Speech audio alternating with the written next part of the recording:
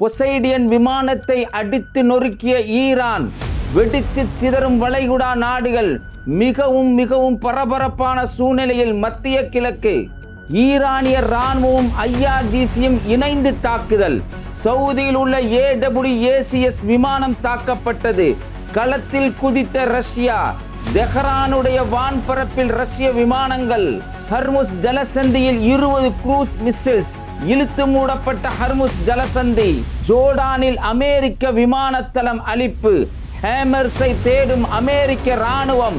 Iran அணு உலையும் அகுவாசும் பற்றி எரிகிறது. பேங்காங்கில் மிகப்பெரிய தீ விபத்து.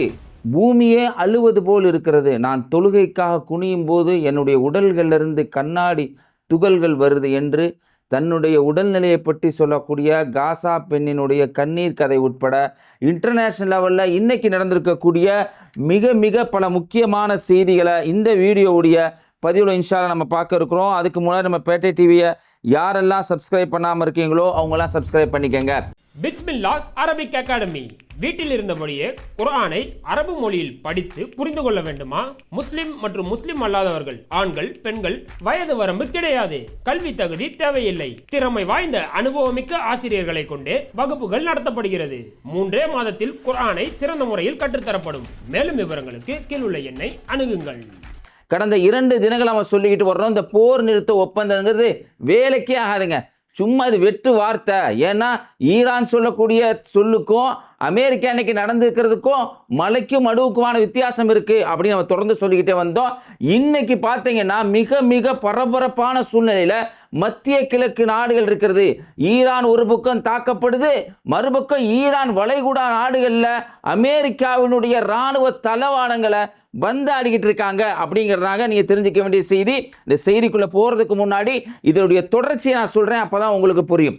நேற்றைய தினம் பார்த்தீங்கன்னு சொன்னால் நம்ம ஒரு செய்தியை சொல்லியிருந்தோம். அதாவது பார்த்தீங்கன்னா ஈரானுக்கு 1 நாள் அவகாசம் கொடுத்துருந்தாங்க அமெரிக்கா. இந்த ட்ரம்ப் சொன்னா 1 நாள் அவகாசம் அப்படின்னு சொல்லியிருந்தான். அதையும் மீறி ஈரான் என்ன பண்ணாங்கன்னு சொன்னால், நீ சொல்கிறதெல்லாம் வாய் வார்த்தை தான், உன்னுடைய வேலை எனக்கு தெரியும் அப்படின்னு சொல்லி ஈரான் நேற்றைய தினம் பார்த்தீங்கன்னு சொன்னால் குவைத் உட்பட பஹ்ரைன் உட்பட பல்வேறு இடங்களில் ஈரான் தொடர்ந்து அடித்தாங்க. என்ன சொன்னாங்கன்னா, ஹர்முஸ் ஜலசந்தி எங்களுடைய கண்ட்ரோலில் தான் இருக்கும். இன்றைக்கி நடக்கிற எல்லா பிரச்சனையும் காரணம் என்னென்னா ஹர்முஸ் ஜலசந்தி தான் அப்படிங்கிறத தெரிஞ்சுங்க. நேற்றைய தினம் அடித்த உடனே பதிலுக்கு என்ன பண்ணாங்கன்னு சொன்னால் அமெரிக்கா ஒரு அடி அடித்தாங்க. அமெரிக்கா அடித்த உடனே ஈரான் பதிலுக்கு அடித்தாங்க. ஈரான் பதிலுக்கு அடித்த உடனே அமெரிக்கா அடித்தான். திரும்படியும் ஈரான் இப்போ அடிச்சிருக்கக்கூடிய இந்த விஷயத்தை தான் நம்ம பார்க்க போகிறோம். அதாவது கடந்த தினங்கள் நடந்த தாக்குதல், அந்த தாக்குதலில் என்னென்ன பாதிப்புகள்லாம் ஏற்பட்டிருக்கு அப்படிங்கிறத நம்ம பார்க்க போகிறோம். அதுக்கு முன்னாடி இப்போ ஜஸ்ட்டும் வந்திருக்கக்கூடிய செய்தி என்னென்னா, அமெரிக்கா இல்லை நான் அடித்து முடிச்சிட்டேன், எல்லாம் முடிஞ்சிருச்சு அப்படிங்கிற மாதிரி, என்னை விட்டுரு அப்படியே குதிச்சிட்றா, கைப்புள்ளா குதிச்சிட்றா, தப்பிச்சிட்றா அப்படின்னு சொல்லுவாங்கல்ல, அது மாதிரி இப்போ ஒரு செய்தி வந்திருக்கு. இந்த செய்தி நீங்கள் அப்போ உடனே இப்போ நீங்கள் எடுத்து பார்த்தீங்கன்னா அல் ஜஸீரா அந்த செய்தி இருக்கும். இன்றைக்கி பார்த்தீங்கன்னு சொன்னால் ஈரான் என்ன பண்ணுறாங்கன்னா, ஹர்முஸ் எங்களுக்கு சொந்தமானது, நீ எதையும் சொல்லாத, ஒப்பந்தம் அந்த 5வது சருத்து என்ன இருக்குதோ அதுபடி தான் நடந்துக்கிறோம் அப்படின்னு சொல்லிட்டு ஈரான் சொன்னாங்க. கேட்காம இவன் தன்னுடைய சித்து வேலைகள்லாம் பண்ணிக்கிட்டு இருந்தான். பண்ண உடனே இன்னைக்கு ஈரான் பல இடங்களில் அடித்தாங்க. குறிப்பாக பார்த்தீங்கன்னு சொன்னால் இன்னைக்கு பல இடங்களில் அவங்க தாக்குதல் நடத்தியிருக்காங்க. பஹ்ரைன் இருக்கக்கூடிய பொசைடன் B8 அப்படிங்கிற ஒரு விமானம், சும்மா சாதாரணமான விமானம் இல்லைங்க. இந்த விமானத்தை பற்றி இவங்க சொல்லும்போது கடலில் என்ன இருந்தாலும் துல்லியமாக கண்டுபிடிச்சிருமாக்கும். அப்படி அது மட்டும் சப்மேரியன், அதாவது நீர்மூழ்கி கப்பலில் என்ன இருந்தாலும் கண்டுபிடிச்சிரும். அதே மாதிரி கடல் சார்ந்த எல்லா விஷயங்களையும் எதிரினுடைய இலக்கை சரியாக கவனித்து சரியாக அடிக்கும் அப்படின்னாங்க.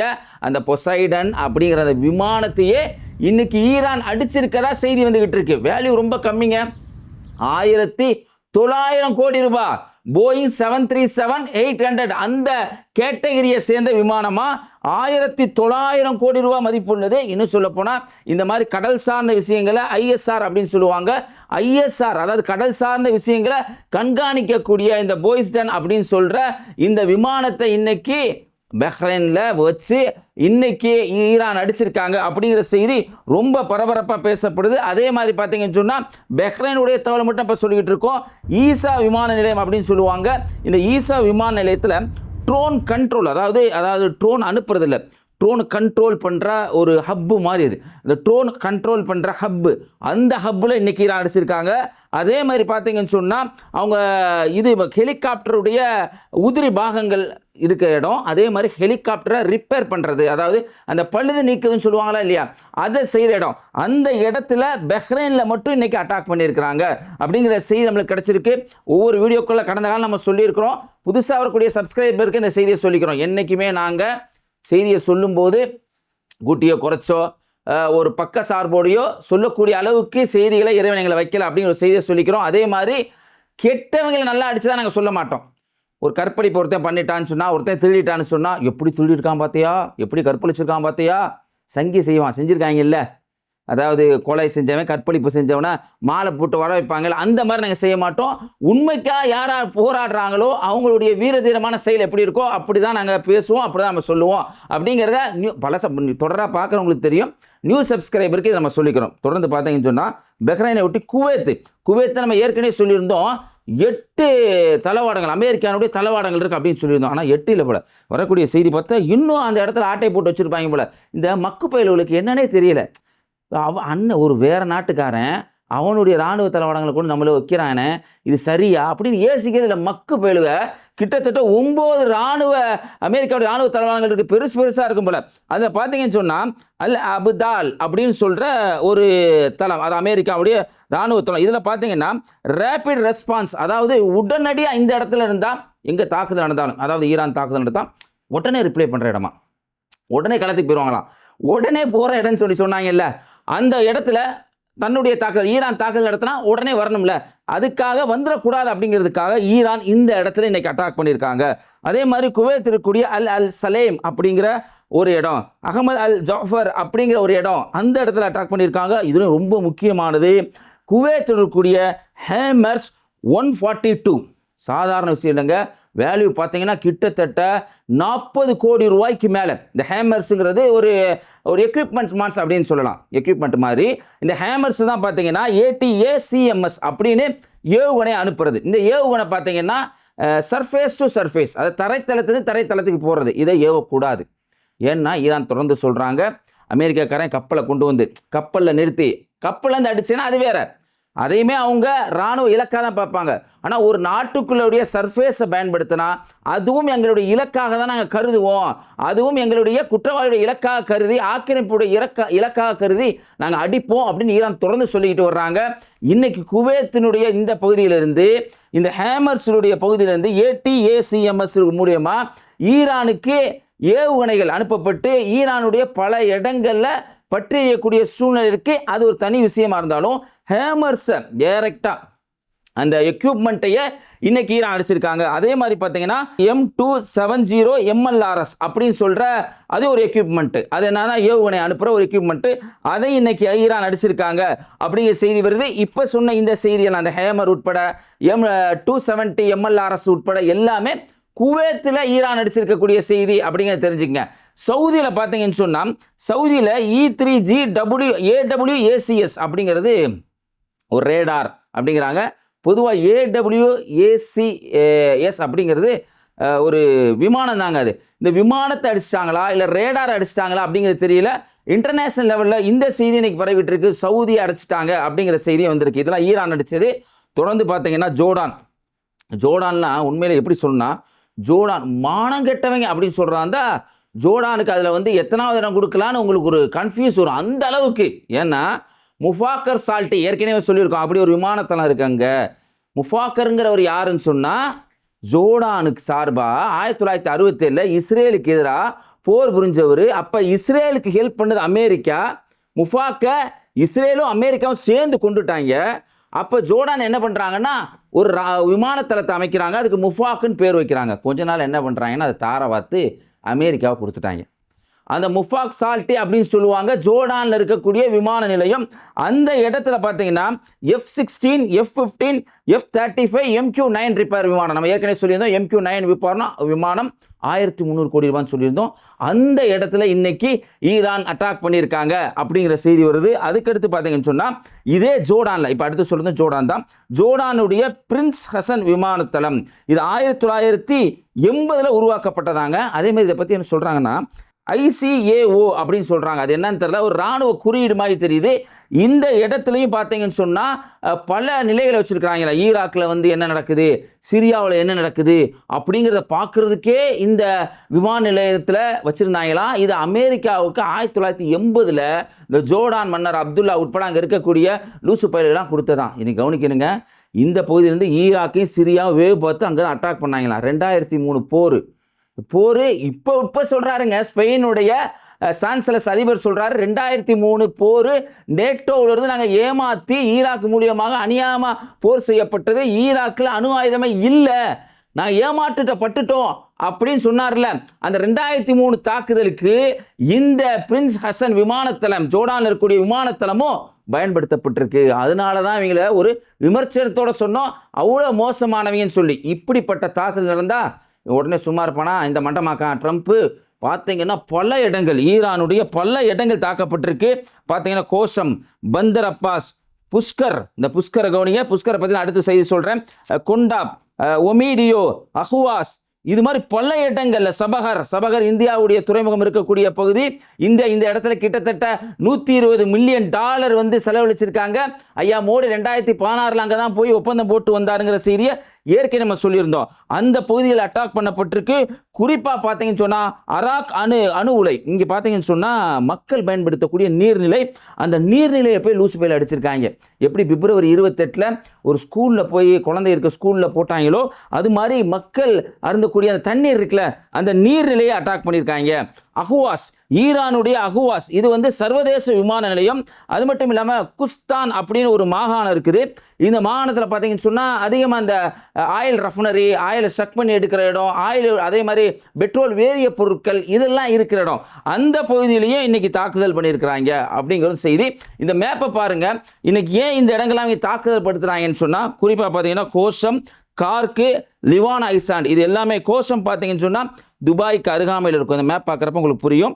அதேமாதிரி கார்க்கு தீவு பார்த்தீங்கன்னு சொன்னால் குவைத்துக்கு பக்கத்தில் இருக்கும். அதேமாதிரி லவான் ஐஸ்லாண்ட் பார்த்தீங்கன்னு சொன்னால் பஹ்ரைனுக்கு பக்கத்தில் இருக்கும். இந்த கோஷம், கார்க், லவான் இது மூணுமே இங்கேருந்து தான் ஒவ்வொரு இடங்களில். கோஷம் பார்த்தீங்கன்னா துபாய் அட்டாக்காக பயன்படுத்தப்படும். கார்க்கு பார்த்தீங்கன்னா குவைத்துடைய அட்டாக்காக பயன்படுத்தப்படும். லிவான் பார்த்தீங்கன்னா பஹ்ரைனுடைய அட்டாக்காக பயன்படுத்தப்படும். அதனால் அந்த இடங்களில் இருந்து ஈரான் அடிச்சிடக்கூடாதுன்னு இந்த பகுதிகளிலையும் இன்னைக்கு அமெரிக்கா அட்டாக் பண்ணியிருக்கிறான். ரொம்ப நாளைக்கு அப்புறம் குவைத்திலையும் ஈரான் அட்டாக் பண்ணியிருக்காங்க அப்படிங்கிற செய்தி நம்மளுக்கு கிடைச்சிக்கிட்டு இருக்கு. இதுக்கெல்லாம் இப்படிப்பட்ட சூழ்நிலை ஏற்பட்டால் என்ன ஏற்படும்? வழக்கம் போல் இன்னைக்கு பார்த்தீங்கன்னா கச்சா எண்ணெயுடைய விலை இப்போ பார்க்குறப்ப 3%, அதாவது 149 லிட்டர் உள்ள அந்த கச்சா எண்ணெய் பீப்பாயில் 3%ங்கிறது ரொம்ப காஸ்ட்லியானது. அதோடைய கன்செப்ஷனில் பார்த்தா நம்ம அதிகமாக யூஸ் பண்ணுறோம். 3% மிகப்பெரிய வேல்யூ. அதாவது 1 கோடி ரூபாய் 3%னா எவ்வளோங்க? நீங்கள் ஹர்முஸ் ஜலசந்தியாக வரக்கூடிய இந்த கச்சா எண்ணெய் எவ்வளோ? உலகத்தினுடைய தேவை அதில் 5ல் 1 பகுதி அந்த செய்தியில் வருதுன்னா பல ட்ரில்லியன் பீப்பாய்கள் வருது. அதில் 3% ரேட் ஏறிடுச்சு. பார்த்தீங்கன்னா கச்சா எண்ணெய் ரேட் ஏறினா நம்ம ஏற்கனவே சொல்லியிருந்தோம். கோல்டுடைய ரேட்டு பார்த்தீங்கன்னா இன்டர்நேஷனல் மார்க்கெட்டில் -0.3% இன்னைக்கு கோல்டினுடைய ரேட் இறங்கி இருக்கு அப்படிங்கிற ஒரு செய்தி வந்திருக்கு. அதே மாதிரி பார்த்தீங்கன்னு சொன்னால் கப்பல், அதாவது இன்னைக்கு பார்த்தீங்கன்னா ஹர்முஸ் ஜலசந்தி வழியாக போகக்கூடிய எல்லா கப்பலையும் ஈரான் இன்னைக்கு தொடர்ந்து அட்டாக் பண்ணிக்கிட்டு இருக்காங்க. பார்த்தீங்கன்னா 20 க்ரூஸ் மிசைல்ஸை இன்னைக்கு ஈரான் வந்து ஹர்முஸ் ஜலசந்தி வழியா, அமெரிக்காக்காரன் வா நான் பாதுகாப்பு தரேன் அப்படின்னு சொல்லி ஏற்கனவே ஒரு கப்பல் போய் தட்டி நின்று அதுக்கு ஃபைனை போட்டு ஈரான் வசூல் பண்ணாங்க அப்படிங்கிற செய்திலாம் சொன்னோம்ல. அது மாதிரி இன்னைக்கு பார்த்தீங்கன்னா பல கப்பல்களை வாங்க நான் பாதுகாப்பு தரேன் அப்படின்னு சொல்லி கூட்டு போயிருப்பான் போல இந்த கிருக்கேன். பார்த்தீங்கன்னா க்ரூஸ் மிசைல்ஸ் அனுப்பிச்சிருக்கிறாங்க. வெறும் 20 கப்பல் தான் பார்த்தீங்கன்னா அமெரிக்காவுடைய பேச்சை கேட்டு போய்கிட்டு இருக்கு அப்படிங்கிற செய்தி வருது. அதே மாதிரி பார்த்தீங்கன்னா சிரீக் அப்படிங்கிற ஒரு பகுதி இருக்குது, ஈரானுடைய அந்த பந்தர் அப்பாஸ் அந்த பகுதியில் இருக்குது, அந்த பெர்ஷியன் கல்ஃபில் இருக்குது. அந்த இடத்துல பார்த்தீங்கன்னா சிரீக்குங்கிற பகுதியில் இப்போ வரைக்கும் துப்பாக்கி சூடு நடந்துகிட்டு இருக்கு அப்படின்னு சொல்கிற ஒரு செய்தி வந்திருக்கு. இதுக்கெல்லாம் பார்த்தீங்கன்னா ரஷ்யா செஞ்சிருக்கக்கூடிய ஒரு செயல் தாங்க ரொம்ப கவனிக்க வேண்டிய விஷயமா இருக்குது. ரஷ்யாவினுடைய சிறப்பு, அதான் நார்மலாக சொல்ல எப்படி சொல்கிறாங்கன்னா சிறப்பு வான்வெளி கட்டளை மைய விமானம்ங்கிறாங்க. லோக்கலாக சாதாரணமாக இருக்கிற மாதிரி இந்த KC-135 இல்லாட்டி குளோப் மாஸ்டர் 3 அந்த மாதிரி தெரியலை. இது F-35 மாதிரி தெரியலை. அதாவது இதை சொல்கிறத பார்க்கல எப்படி இருக்குன்னா வேவு பார்த்து சொல்கிற ஒரு விமானம். இந்த விமானத்தை ரஷ்யா ஏங்க இதுக்கு முன்னாடி அனுப்புனதே இல்லையங்க, இப்போ மட்டும் ரஷ்யா அனுப்புகிறாங்க அப்படின்னு ஒரு கேள்வி வரலாம். அதை நீங்கள் தெரிஞ்சுக்கணும்னா நேட்டோ மாநாடு இன்னைக்கு அங்காராவில் துருக்கியில் நடந்துச்சு. அந்த செய்தி தெரிஞ்சிங்கன்னா உங்களுக்கு புரிஞ்சிடும். நேட்டோவில் போய் என்ன பண்ணாங்கன்னா, இந்த நேட்டோ நாடுகள் ஃப்ரான்ஸு, ஸ்பெயின் இது மாதிரி இருக்கக்கூடிய நாள் ஸ்பெயின் போகல, வேறு நாடுகள்லாம் போய் என்ன பண்ணாங்கன்னா, ஜெலன்ஸ்கி அந்த காமெடி பீஸ் இருக்கான்ல, அவனுக்கு வந்து பேட்ரியாட்டை தர்றோம், ஏவுகணையை தர்றோம், இன்னும் நீ அடி அப்படின்னு சொல்ல. இன்றைக்கி நம்ம பேசிக்கிட்டு இருக்க இந்த சமயத்தில் பார்த்தீங்கன்னு சொன்னால் மிக்கோசோலாவாஸ்க் அப்படின்னு சொல்கிற ஒரு பகுதி, ரஷ்யாவினுடைய ஒரு பகுதி, அந்த ரஷ்யாவில் இருக்கக்கூடிய ஆயில் ரெஃபனரி பண்ணுற பகுதி, அந்த பகுதியில் இன்றைக்கி உக்ரைன் அடிச்சிருக்கான். அதான் பேட்ரியாட் கொடுக்குறாங்க. அதுக்கப்புறம் பார்த்தீங்கன்னா இந்த பகுதியில் அடிக்கப்படுது. இன்னொன்று என்னென்னா, ரஷ்யாவுக்கு அமெரிக்கா அந்த பிப்ரவரி 28 போரில் செக்ஷன் ரிலீஃப்னு கொடுத்து ஆயிலெலாம் விற்க வச்சாங்க. அதில் மிகப்பெரிய ரெவன்யூ கிடச்சிச்சு ரஷ்யாவுக்கு. கிட்டத்தட்ட பார்த்தீங்கன்னா 3 மாதத்தில் எக்ஸ்ட்ரா கிடைச்ச வருமானம், நார்மலாக கிடைக்கிறத விட எக்ஸ்ட்ரா கிடைச்ச வருமானத்தை சொல்கிறப்ப 3.1 பில்லியன் யூஎஸ்டின்னு சொல்கிறாங்க. இப்படி இந்த நன்மைகள்லாம் ரஷ்யாவுக்கு ஏற்பட்ட உடனே ஜெலன்ஸ்கியை வச்சு பேட்ரியாட்டை கொடுக்கறது, தொடர்ந்து ஆயில் ரெஃபனரி அடிக்கிறது, எந்த அளவுக்குன்னா ரஷ்யா ஒரு கட்டத்தில் இந்தியாவுக்கு என்ன கொடுத்தது, இந்தியாவிட்டிருந்து கொஞ்சம் என்ன கிடைக்குமா அப்படின்னு கேட்குற ஒரு சூழ்நிலை ஏற்பட்டுருச்சு. ஏன்னா நிறைய ஆயில் ரெஃபனரியை அடிச்சிட்டாங்க ஜெலன்ஸ்கி மூலியமாக நேட்டோ. அப்படின்னால இந்த சிறப்பு வான்வெளி கட்டளை விமானத்தை இன்னைக்கு ரஷ்யா அனுப்பியிருக்குது.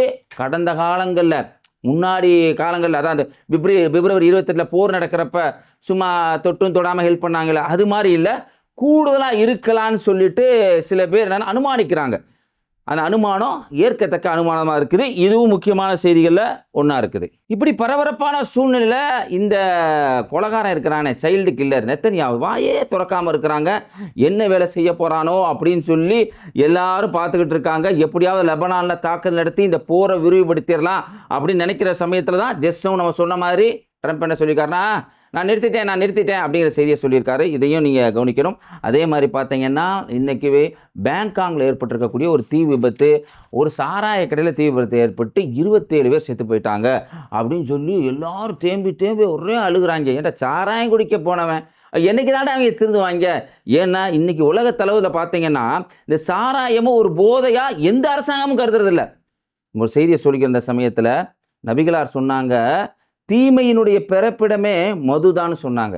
27 பேர் இறந்து போனவங்களுக்காக அப்படியே கண்ணி விட்டு அழுகுறாங்களே, அது தவறு நடந்திருக்கே, தப்பின் பக்கம் போனாங்களே, அது இனிமேலாவது ஃப்யூச்சரில் எப்படி சரி பண்ணுவோம் அப்படிங்கிற ஒரு எண்ணம் இல்லாமல் இருக்கிறாங்க அப்படிங்கிறதும் செய்திகளில் ஒன்று. இன்றைக்கி பார்த்தீங்கன்னா காசாவில் வெறியாட்டத்தை ஆரம்பிச்சிட்டாங்க.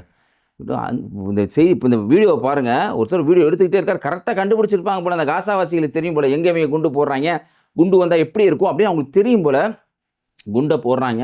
ஆன் தி ஸ்பாட்டில் அப்பாவி காசாவாசிகள் 5 பேர் இறந்து போயிருக்காங்க அப்படிங்கிற செய்தி வந்திருக்கு. அந்த வீடியோவும் வைரலான வீடியோக்கெல்லாம் ஒன்றா இருக்குது.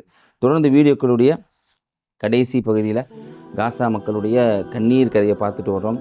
ஹீனும் அப்படின்னு சொல்கிற ஒரு கர்ப்பிணி, அதே சமயம் தொழுகைக்காக நான் குனிஞ்சா என் உடல்கள்லேருந்து கண்ணாடி சில்லு, அது மாதிரி என்ன சொல்கிறது, இந்த சின்ன சின்ன இதெல்லாம் இருக்கும்ல, குண்டு அடிபட்டு மூலியமாக போன அந்த சிராய்ப்புகள், கல், அது மாதிரியெல்லாம் என் உடம்புலேருந்து வருது அப்படின்னு சொல்லிட்டு தான் குழந்தைக்காக எப்படி இறைவன்ட்டு அவங்க பிரார்த்தனை செய்கிறாங்கன்னா, இறைவா நான் வாழணும், இந்த பையனுக்காக எனக்கு வாழ்க்கையை கொடு அப்படின்னு சொல்கிற ஒரு பெண்ணுடைய சம்பவங்க.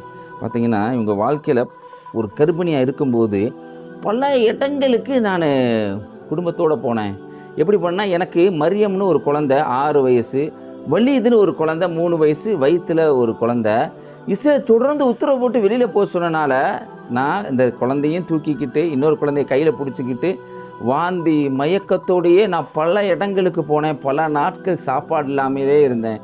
என் கணவர் எங்கெங்கெல்லாம் தேடி போய் சாப்பாடு எடுத்துகிட்டு வரும்போது ஒவ்வொரு நாளும் சொல்லுவார். குறிப்பாக காசாவில் குவைத் ஒரு சர்க்கிள் இருக்குங்க, குவைத் சர்க்கிள்னு பேர், குவைத் நாட்டில் குவைத் சர்க்கிள். அங்கே போய் சாப்பாடெல்லாம் எடுத்துகிட்டு வந்து கொடுப்பார். வரும்போது சொல்லுவார், நிறைய இறந்து போனவங்களுடைய சடலங்களை பார்த்தேன்னு சொல்லுவார். ரொம்ப எனக்கு மனசு கஷ்டமாக இருக்கும். நாங்கள் எல்லாம் ஒன்றா இருந்தோம். அவங்க சொல்கிறாங்க, என்னுடைய மாமியார், என்னுடைய மைத்துனர், அது மாதிரி என்னுடைய கணவராக இருக்கக்கூடிய அகமது, நாங்கள் எல்லாம் ஒன்றா ஒரே ஃப்ளாட்டில் இருந்தோம். அப்படி இருக்கும்போது பல சிரமங்களுக்கு மத்தியில் எனக்கு இறைவன் ஒரு குழந்தைய கொடுத்தான். அந்த குழந்தைக்கு நான் ஜமீலா அப்படின்னு பேர் வச்சேன். சம்பவம் என்னன்னு சொன்னால், 12 நவம்பர் 2024 கரெக்டாக 1:30 மணிக்கு உங்கள் வீட்டில் இருக்கும்போது அவங்க சொல்கிறாங்க, என்னுடைய மகளுக்கு ஜமீலாவுக்கு நான் பால் கொடுத்துக்கிட்டு இருந்தேன். வாசலில் என்னுடைய குழந்தை 6 வயசு குழந்தை மரியம், நான் பாட்டி வீட்டுக்கு கீழே இருக்க பாட்டி வீட்டுக்கு போவா அப்படின்னு என் குழந்தை கேட்டுக்கிட்டு இருந்துச்சு. நாங்கள் இருக்கக்கூடிய லாஸ்ட் ஃப்ளோர், 3rd ஃப்ளோரில் இருந்தோம். குண்டை போட்ட உடனே அப்படியே நான் என் குழந்தைய அணைச்சி பிடிச்சிக்கிட்டேன். நான் தூக்கி வீசப்பட்ட மாதிரி உணர்ந்தேன். நான் உணர்ந்தவுடனே பிள்ளைய நான் கையில் பிடிச்சிட்டேன். அந்த 2 மாத குழந்தைய நான் கையில் பிடிச்சிக்கிட்டேன். எனக்கு நினைவு வருது, எனக்கு நினைவு போகுது, என்ன நிலைன்னு தெரியலை. அதே சமயம் என் பக்கத்தில் என் குழந்தைகள் அழுகிற சத்தம் எனக்கு கேட்குது. கொஞ்சம் நேரத்தை யாரும் நடந்து வர்ற மாதிரி தெரியுது, என்னுடைய நினைவு போகுது. என் கையிலேருந்து வந்து அவங்க குழந்தைய வாங்கினாங்க. நான் அப்படியே அந்த கண்ணை முழிச்சு பார்த்தேன். என் குழந்தைய தலை மட்டும் அசைஞ்சிச்சு. பேசிக்கிட்டாங்க பக்கத்தில் இருக்கவங்க, இந்த குழந்தை இறந்து போச்சு அப்படின்னு பேசிக்கிட்டாங்க. இன்னொரு பக்கம் பார்த்தீங்கன்னா நான் கண் முழிச்சு பார்க்குறேன். என்னுடைய கணவர், அவருடைய கணவருடைய கால்லாம் அவங்க சொல்கிறாங்க அப்படியே நாறு மாதிரி பிஞ்சு போய் தொங்குது. அதே சமயத்தில் கணவர், இதெல்லாம் வந்துங்க ஒரு படம் மாதிரி இருக்குங்க. அதெல்லாம் வந்து திரையில் ஓடக்கூடிய போலி கதை, இதெல்லாம் உண்மை சம்பவங்க. சொல்கிறாங்க நாறு மாதிரி என் கணவருடைய கால்லாம் தொங்குது. என் மகன் இருக்கக்கூடிய வலிது, அவன் அழுகிற சத்தம் கேட்கறதுனால என் கணவர் அப்படியே ஊர்ந்து அப்படியே போகிறாரு. அதுக்கெல்லாம் வந்து என்ன தூக்க வர்றாங்க. என் உடம்புல 19 தீக்காயங்கள், 2ஆம் நிலை தீக்காயம்னு சொல்கிறாங்க. அப்படின்னா தோலை உருக்கி அடுத்து இருக்க தீக்காயங்கள். என்னை அல்சிஃபா ஹாஸ்பிட்டலுக்கு கூப்பிட்டு போனாங்க. என் கணவரை ஒரு வேனில் போட்டு, ஒரு காரில் போட்டு அவர் ஒரு ஹாஸ்பிட்டலுக்கு கூப்பிட்டு போயிட்டாங்க. என் குழந்தை எங்கன்னு கேட்டேன். நான் ஆசையோடு கொஞ்சிய மரியம், என்னுடைய குழந்தைய நான் இழந்தேன். அதே மாதிரி என்னுடைய பையன் வலியுது, 3 வயசு பையன் வலியுது. அந்த இடிபாலில் மாட்டிக்கிட்டு எப்படியாவது தப்பிச்சா போகணுன்னு சொல்லி கையை இழுத்து அதில் கம்பி குத்தி அந்த பையன் பில்டிங் விழுந்திருக்கும் போல இழுக்க கையை அப்படியே பிஞ்சிட்டு வந்துருச்சு அந்த பையனுக்கு. அதையும் அவங்க அப்படியே வேதனையோடு சொல்கிறாங்க. இதோட வேதனையை சொல்கிறாங்க. என்னுடைய மைத்துனர், அவங்களுடைய மைத்துனரோட பேரை சொல்கிறாங்க. அவருடைய பேர் காலித். அவர் சொல்கிறாங்க மைத்துனருக்கு 3 குழந்தைங்க. அவங்க மைத்துனருக்கும் வலீதுன்னு ஒரு குழந்தை, அப்துல் ரஹ்மான் ஒரு குழந்தை, முகம்மதுங்கிற ஒரு குழந்தை. இந்த வலீதுங்கிற மைத்துனுடைய குழந்தைக்கு 9 வயசு, முகம்மதுங்கிற குழந்தைக்கு 8 வயசு. இந்த முகம்மது பையன் மைத்துனுடைய குழந்தை, வலீதுங்கிற குழந்தையுடைய அந்த 9 வயசு அண்ணனுடைய குரலை கேட்டவுடனே அண்ணனை காப்பாற்ற போயிடலான்னு போனானா அந்த பையனால் முடியலை. அந்த பையனை 7 மணி நேரம் கழித்து இடிபாடுகளில் இருந்து காசாவாசிகள் காப்பாற்றினாங்க. உலகத்திலேயே தன்னார்வ தொண்டு நிறுவனங்கள், அவர்களுக்கு மிஞ்சி உலகத்தில் யாருமே கிடையாதுங்க. கையிலேயே நோண்டி, நினச்சி பாருங்கள், கையிலேயே நோண்டி மேலே குவாட்காப்டர் எல்லாம் சுற்றிக்கிட்டு இருக்கு, ட்ரோன்லாம் எல்லாம் இருக்குது, மேலே F-16 விமானம் இருக்குது. அப்படி இருந்து கூட நோண்டி காப்பாற்றினாங்க அந்த பையனை முகம்மதை. 7 மணி நேரம் தண்ணி இல்லாமல் இருந்தாலும் அவன் தண்ணியை கேட்டான். தண்ணியை கொடுத்தவொன்னே அவன் அழுது, எங்கள் அம்மா எங்கள் அண்ணன் எங்கள் தங்கச்சிங்க அப்படின்னு தேம்பி அழுதான். அவன் பக்கத்தில் இருந்து அவனுடைய அத்தை ஃபத்துவா அவங்க பேர், அவனை ஆறுதல் படுத்தினாங்க. இதெல்லாம் முடிஞ்சதுக்கப்புறம் 1 வயசு குழந்தை, மைத்துனுடைய குழந்தை அப்துல் ரஹ்மான் தலை உடஞ்சி, இந்த தலையினுடைய மூளைகள்லாம் பாதிப்புக்கு ஆகி அப்புறம் ட்ரீட்மெண்ட் பண்ணி அந்த 2 குழந்தைகள் எனக்கு கூட வந்தாங்க. கால்களை இழந்த கணவர் தன்னுடைய 2 பெண் குழந்தைகளை, ஜமீலா, மரியம் 2 பெண் குழந்தைகளை பறி கொடுத்த நிலையில் தன்னுடைய இடுப்பு எலும்பு உடைக்கப்பட்டு நான் இதே நிலையில் படுத்திருக்கிறேன். இன்றைக்கி மைத்தினுடைய 2 குழந்தைகளையும் நான் பார்க்குறேன். அவங்க சொல்லிக்கிட்டே வர்றாங்க, 2 குழந்தைகளையும் பார்க்குறேன். 2 குழந்தைகளை சின்ன பிள்ளைங்க ஏதாவது சேட்டை பண்ணுவாங்க, நான் கண்டிக்க போகலான்னு நினைக்கிறப்ப அந்த முகமது பையன் அழுதவன், அவருடைய தாயும் இல்லை, அவருடைய தந்தையும் இல்லை. அந்த 2 குழந்தையும் நான் படுத்த நிலையிலே கவனிச்சுக்கிட்டு இருக்கிறேன். எனக்கு அவங்க சொல்கிறாங்க, அந்த தாய் சொல்கிறாங்க, எனக்கு ஒரு பாலும் ஒரு முட்டையும் கிடைச்சா ரொம்ப சந்தோஷமாக இருக்கும் சொல்லிட்டு சொல்கிறாங்க. வலீதுக்காக நான் வாழ்கிறேன், 3 வயசு குழந்தைக்காக. அந்த வலீத் இறைவன் உயிரோடு வச்சிருக்க நான் துவா செய்கிறேன். ஏன்னா அவங்க இப்போ சொல்கிறப்ப 2024 நவம்பர், அப்போல்லாம் போர் நிறுத்தம் வரலை. 2025 அக்டோபர் 10 தான் போர் நிறுத்தம் வந்துச்சு. அதனால் இப்போயும் கொண்டுக்கிட்டு இருக்காங்க, அது தனி விஷயம். உயிரோடு வச்சிருக்கணும்னு நான் ஆசைப்பட்றேன் அப்படின்னு சொல்லிட்டு கண்ணீர் மல்க தன்னுடைய கதையை சொல்கிறாங்க. கடைசியாக நான் தொழுகைக்காக குனிஞ்சா, இந்த சமயத்திலையும் இதை உட்காந்துக்கிட்டு குனிஞ்சு தொழுவாங்க போல், தொழும்போது என் உடம்புலேருந்து உள்ளே போன அந்த கண்ணாடி சிதறல்கள், கல்கள்லாம் வெளியில் வருது. எனக்கா இந்த பூமி அழுவது போல் நான் உணர்கிறேன் அப்படின்னு சொல்லிட்டு தன் கணவர் ஒரு பக்கம் கால் இல்லாமல் அவங்க முதுகெலும்பு உடஞ்சி 2 குழந்தையை பறி கொடுத்து 3 குழந்தைகளுக்கு உணவுக்காக மன்றாடி வாழக்கூடிய காசா மக்களுடைய கண்ணீர் கதை திரைக்கதை அல்லங்க, உண்மையான சம்பவம். எத்தனை பேருக்கு இந்த சம்பவம் தெரிஞ்சிருக்கும்? உலகத்தில் இருக்கக்கூடிய கூத்தாடிகளை பற்றி பேசக்கூடிய உலகமாக இருக்குது. நல்லதை பற்றி, உண்மையை பற்றி அறியாத மக்கள் நிறைய பேர் இருக்காங்க. ஆனால் சொன்னால் கேட்டுக்கொள்ளக்கூடிய நிலையில் இருக்காங்க. அப்படிப்பட்ட மக்களுக்கெல்லாம் இந்த செய்தியை நீங்கள் ஷேர் பண்ணுங்கள். இந்த வீடியோவை பற்றி உங்களுடைய கருத்தை கமெண்ட்டில் பதிவு செய்யுங்க. தொடர்ந்து இணைந்திருப்போம். அஸ்ஸலாமு அலைக்கும்.